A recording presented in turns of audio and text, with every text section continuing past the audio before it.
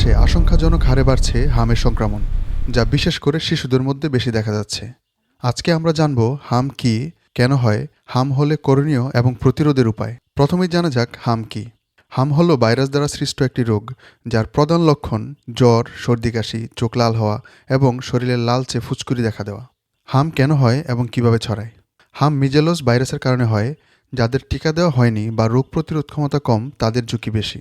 এছাড়াও আক্রান্ত ব্যক্তির হাঁচি বা কাশির মাধ্যমে ছড়াতে পারে এবং বাতাসে ভেসে থাকা ভাইরাস বা আক্রান্ত ব্যক্তির কাছাকাছি থাকলে সহজেই হাম ছড়াতে পারে। শিশুর হাম হলে করণীয় 7টি বিষয়। নাম্বার 1, প্রথমেই অবশ্যই ডাক্তারের পরামর্শ নিন। নাম্বার 2, শিশুকে আরামদায়ক পরিবেশে রাখুন। নাম্বার 3, শিশুকে বেশি বেশি তরল খাবার দিন, যেমন পানি, স্যুপ, দুধ, যা ডিহাইড্রেশন রোধে সহায়তা করে। নাম্বার 4, জ্বর নিয়ন্ত্রণে ডাক্তারের পরামর্শ অনুযায়ী জ্বরের ওষুধ খাওয়াতে হবে। নাম্বার 5, নিয়মিত পরিষ্কার পানি দিয়ে শিশুর চোখ মুছুন এবং ত্বক পরিষ্কার রাখুন। নাম্বার 6, আক্রান্ত শিশুকে অন্য শিশুদের থেকে আলাদা রাখুন যাতে সংক্রমণ না ছড়ায়।